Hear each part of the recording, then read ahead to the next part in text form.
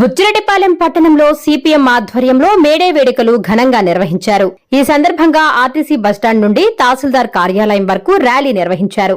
ఈ సందర్భంగా సిపిఎం జిల్లా నాయకులు జొన్నలగడ్డ వెంకటరాజు మాట్లాడుతూ, కార్మికులు తమ హక్కుల కోసం రక్తం చిందించి పోరాడి సాధించిన రోజు మేడే అని తెలిపారు. కార్మికులకు నష్టం కలిగించే 4 లేబర్ కోడ్లను రద్దు చేయాలని వారు డిమాండ్ చేశారు. కూటమి ప్రభుత్వం ఇచ్చిన హామీలను ఒకటి కూడా అమలు చేయలేదని తెలిపారు. గత ప్రభుత్వం కూడా సగం హామీలనే అమలు చేసిందని, అందుకే ప్రజలు ఆ ప్రభుత్వాన్ని సాగనంపారని గుర్తు చేశారు. నేడు రైతులకు కనీస మద్దతు ధర ఇవ్వకుండా ప్రభుత్వాలు నిర్లక్ష్యంగా వ్యవహరిస్తున్నాయని మండిపడ్డారు. ప్రభుత్వాలు ప్రజలకు ఇచ్చిన హామీలను నెరవేర్చాలని డిమాండ్ చేశారు. ఈ కార్యక్రమంలో సిపిఎం నాయకులు గండవరపు శ్రీనివాసులు, చల్లకొలుసు మల్లికార్జున, పుత్తేటి మల్లికార్జున, గరికపాటి సురేష్, పోతంశెట్టి శ్రీనివాసులు, విస్సా మునుస్వామి తదితరులు పాల్గొన్నారు.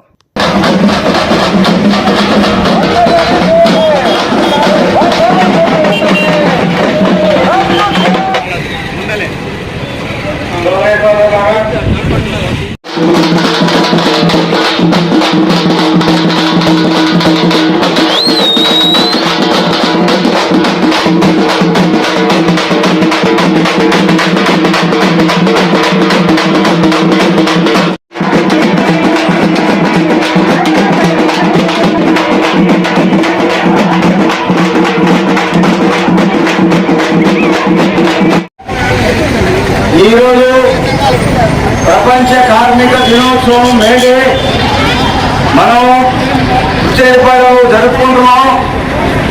ఈ కార్యక్రమంలో పాల్గొన్నటువంటి అందరికీ కూడా భారత కమ్యూనిస్ట్ పార్టీ మార్క్సిస్ట్ నెల్లూరు జిల్లా కమిటీ తరఫున అందరికీ ధన్యవాదాలు తెలియజేస్తున్నాం. మిత్రులారా, చికాగో నగరంలో అమెరికా దేశంలో పని గంటల కోసం ప్రారంభమైనటువంటి కార్మికుల దీక్ష సమ్మె అది హింసాకాండగా మారి వందలాది మంది అక్కడ ఆ ఉద్యమంలో అసువులు కోల్పోయారు.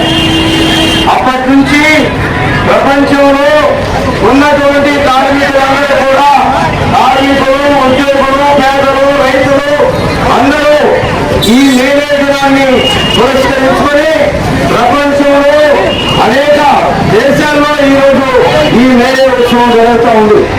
ఆ రోజున ఏర్పడినటువంటి ఎర్ర జెండా ప్రపంచంలో ఉన్నటువంటి చైనా, వియత్నాం, క్యూబా లాంటి దేశాల్లో దోపిడీ రాజ్యాన్ని కూల్చి అక్కడ ప్రజా అనుకూలమైనటువంటి సోషలిస్ట్ రాజ్యాన్ని స్థాపించుకొని ఆ విధంగా ఈరోజు ప్రపంచంలో ప్రజలు అత్యధికమైనటువంటి జనాభా కలిగినటువంటి దేశాల్లో జనం ఈ సోషలిస్టు జెండా కింద కమ్యూనిస్ట్ పార్టీ పరిపాలనలో ఉన్నటువంటి పరిస్థితి ప్రపంచానికి అందరికీ కూడా తెలుసు.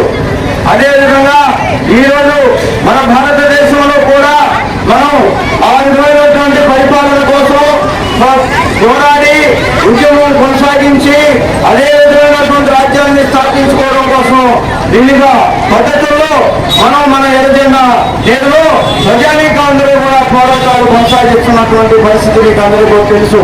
దేశంలో ఈరోజు మన ముఖ్యంగా మత రాజ్యం, మతతత్వ శక్తులు ఈ భారతదేశాన్ని పరిపాలిస్తున్నారు. భారతదేశాన్ని పరిపాలించేటువంటి ఈ పరిపాలనలో ప్రజలు అత్యధికమైనటువంటి జనాభా అంతా కూడా పేదరికం, అదేవిధంగా నిరుద్యోగం, అధిక ధరలు, అనేక విధాలైనటువంటి ఇంటి బాధలతో ఈరోజు దేశంలో బ్రతుకుతున్నటువంటి పరిస్థితి మనకు కూడా తెలుసు. ఈరోజు 3వసారి అధికారంలోకి వచ్చినటువంటి బీజేపీ ప్రభుత్వం పేద ప్రజలు వాళ్ళ యొక్క అవసరాలు, వాళ్ళకు ఉన్నటువంటి ఇతర ఇబ్బందులన్నింటినీ కూడా అనుసరించి పరిపాలన కాకుండా కేవలం అదానీ, అంబానీ లాంటి 16 లక్షల కోట్ల రూపాయలకు పైబడినటువంటి కొన్ని కుటుంబాల యొక్క పరిపాలన మాత్రమే వాళ్ళకు అనుకూలంగా మాత్రమే పరిపాలన కొనసాగుతున్నటువంటి పరిస్థితి మనం అందరం చూస్తున్నాం. అదేవిధంగా రాష్ట్రంలో ఈరోజు కూటమి ప్రభుత్వం అధికారంలోకి వచ్చిన తర్వాత ప్రజలకు అనుకూలమైనటువంటి పరిపాలన కొనసాగిస్తామని చెప్పి వాగ్దానం చేశారు. కానీ వారు చేసినటువంటి వాగ్దానాలు ఈ రోజున ఎంతవరకు నెరవేర్చారనేటువంటిది ప్రజలందరూ కూడా చర్చించుకుంటున్నటువంటి పరిస్థితి. మరి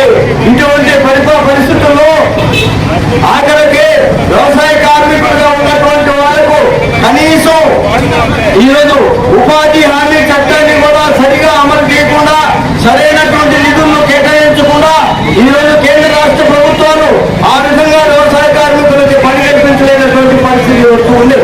అదేవిధంగా రైతులకు మద్దతు ధర లేదు. ఈరోజు రైతులు పండించినటువంటి పంటలు తెగనమ్ముకోవాల్సినటువంటి పరిస్థితులు కల్పిస్తున్నటువంటి ఈ కేంద్ర రాష్ట్ర ప్రభుత్వాల యొక్క ప్రజా వ్యతిరేక విధానాన్ని ఈ రోజుల్లో ఎండగట్టు ప్రపంచవ్యాప్తంగా ప్రత్యేకంగా భారతదేశం మొత్తం మీద కూడా ఈ మేడే ప్రదర్శన కార్యక్రమాలు నిర్వహించడం జరిగింది.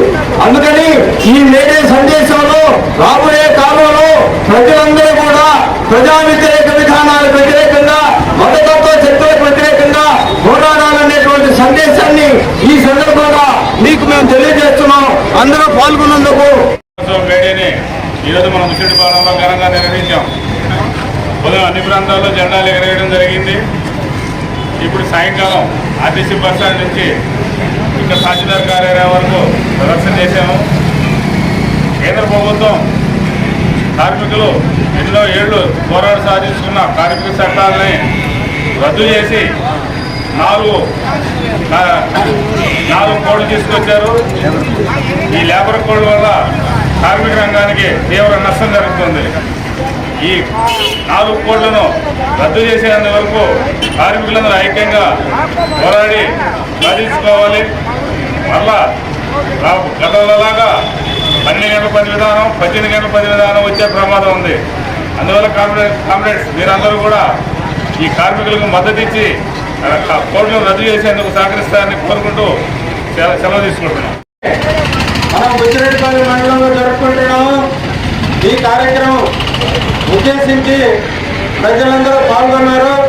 వారికి మీడియా మిత్రులకి అందరికీ ధన్యవాదాలు తెలియజేస్తున్నాము. బుచ్చిరెడ్డిపల్లి మండల కమిటీ వైపు నుంచి ఈరోజు దేశంలో కానీ రాష్ట్రంలో కానీ ఒక రకమైన అరాచక పాలన సాగుతుందని మేము అనుకుంటున్నాం. ఎందుకంటే గత ప్రభుత్వం అనేక వాగ్దానాలు చేసి కొద్ది గొప్ప నెరవేర్చి పక్కన పోయింది. వాళ్ళన్నీ కూడా ఆపిని మేము పూర్తి చేస్తామని తెలుగుదేశం పార్టీ ముందుకొచ్చింది. తెలుగుదేశం పార్టీ వచ్చిన ఈరోజు వాళ్ళు పెట్టినటువంటి 6 పథకాల్లో ఒక్క పథకం తప్ప 5 పథకాలు అమలు జరపలేదు. ఈ 5 పథకాలు అమలు జరపకపోతే పేద మధ్య తరగతి వాళ్ళు వ్యతిరేకత వస్తుందని ఈ ప్రభుత్వానికి మేము ఖచ్చితంగా గుర్తు చేస్తున్నాము. ఎందుకంటే అంతకుముందు జగన్మోహన్ రెడ్డి ప్రభుత్వం ఏ రకమైతే సాగనంపారు ఆ పరిస్థితి తెలుగుదేశం ప్రభుత్వం కూడా తెచ్చుకోకుండా ఉండాలంటే చెప్పిన వాగ్దానాలు ఖచ్చితంగా అమలు జరపాలి. అదేవిధంగా ఈ దేశంలో మోడీ ప్రభుత్వం కూడా అనేక రకమైన వాగ్దానాలు చేసింది. వాగ్దానాలన్నీ కూడా నెరవేరడం లేదు.